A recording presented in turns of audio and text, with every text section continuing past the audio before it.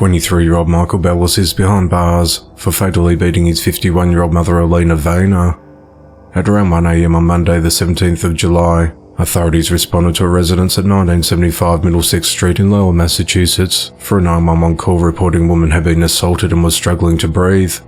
When first responders arrived, they found Alina deceased inside the apartment with swelling and bruising around her face, including a black right eye.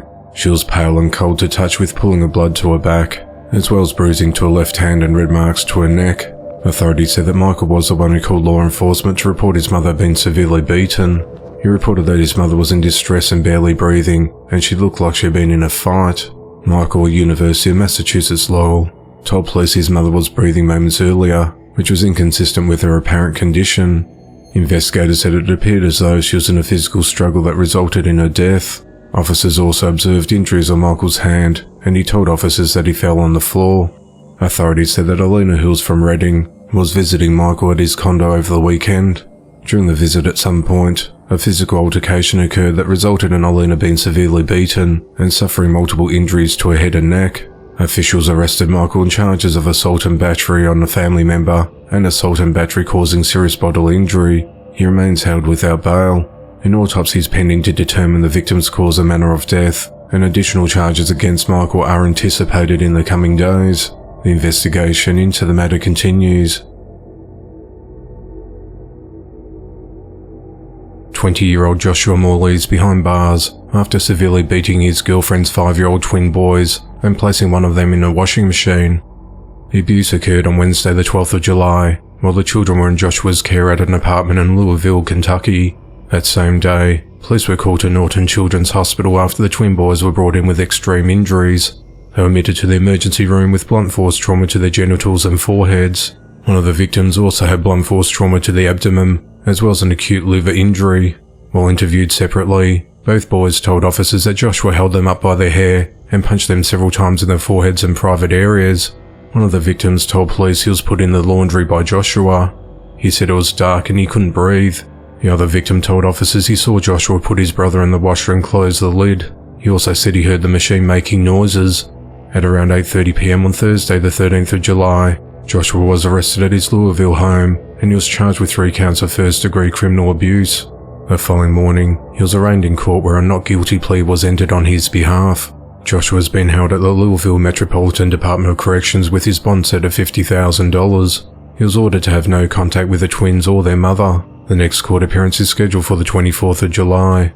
The investigation into the matter continues. A 34-year-old woman and a 38-year-old boyfriend are behind bars on multiple charges of neglect of a child and false imprisonment. On Thursday the 13th of July, authorities received a call from someone who informed them that 2 naked juveniles, estimated to be 13 years old and 9 years old, were walking around outside a home at 128 South 71st Street in Milwaukee, Wisconsin with blood on them. The children reportedly had bruises on their bodies and red marks on their thighs. The caller reportedly noticed a woman yanked a boy into the house. Their children were later determined to be 7 and 9 years old.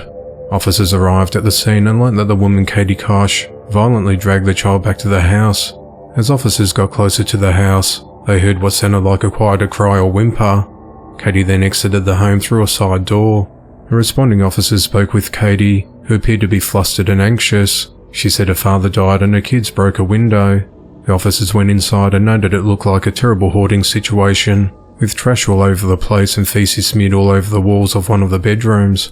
While inside, Katie was putting a diaper on another child, who had red marks all over his body.